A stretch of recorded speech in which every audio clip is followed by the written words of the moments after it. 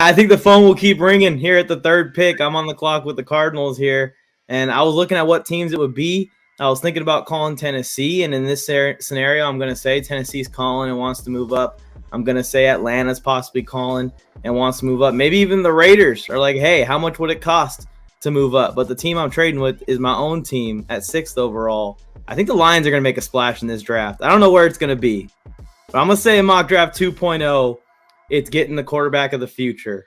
So I'm going to have the Cardinals and the Lions flipping here at 3 and 6. And I'm going to have the Lions take quarterback Anthony Richardson at 3rd overall. It would be interesting to see if the Cardinals said, "Hey, we'll switch with you, but why don't you send us 18 instead?" And then that way they can get a few extra picks back.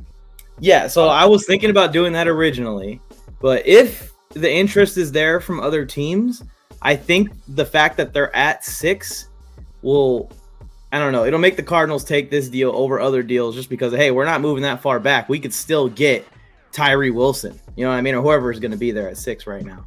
But I could see that too, Tony. I thought about that because then the Lions could have 2 picks in the top 6, and that would be awesome for them. That would be a massive splash. Yeah, if they could leave the draft potentially with Anthony Richardson and let's just say edge rusher of their, maybe Jalen Carter, or maybe they do the smart thing and have a backfield with Anthony Richardson, Bijan Robinson. With the Cardinals here at 6, I traded back from the 4th spot. I think that 3rd spot, if they stay in the 3rd spot, they're going to draft edge rusher. And I think their incentive with trading with the Lions was staying at 6 to still draft edge rusher. So I'm going to go with the big man out of Texas Tech. Kind of has an unknown ceiling. I'm going to go with Tyree Wilson as the Arizona Cardinals pick at 6th overall. I feel like this guy can be a beast in the league very quickly. He's already got as good a bull rush as any edge rusher in the league already, and especially in this draft class. And he's going to develop some moves in the NFL. Teams are going to weaponize this guy's length and athleticism. They're not just going to let him be a bull rusher. He's going to get better with time.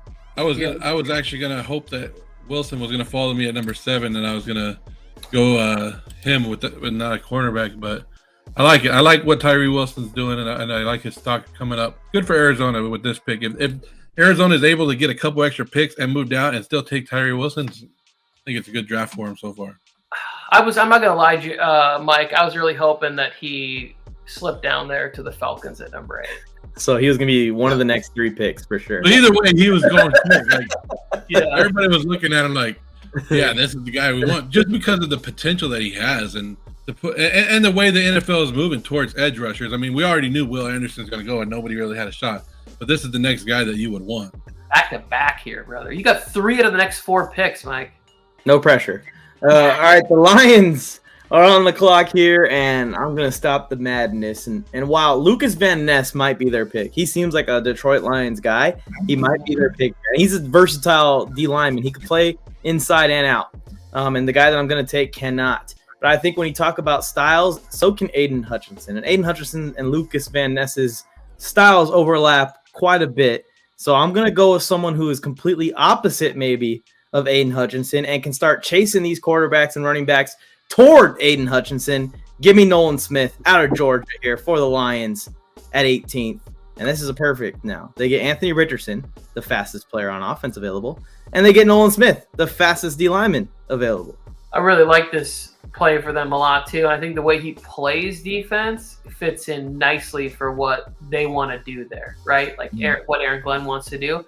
Having somebody that is going to get an opportunity to rush opposite of Aiden Hutchinson, right? Or line up next to James Houston, who's going to be able to run through, who's going to bull rush you, and then you're going to speed Nolan Smith around the edge. That's what I'm saying. And I think that Nolan Smith's best fits in the league are these teams that already have one edge rusher and are looking for that second guy, because he's going to be someone that you can't outrun to the whatever side he's on, left or right side. You can't outrun this guy to the sideline.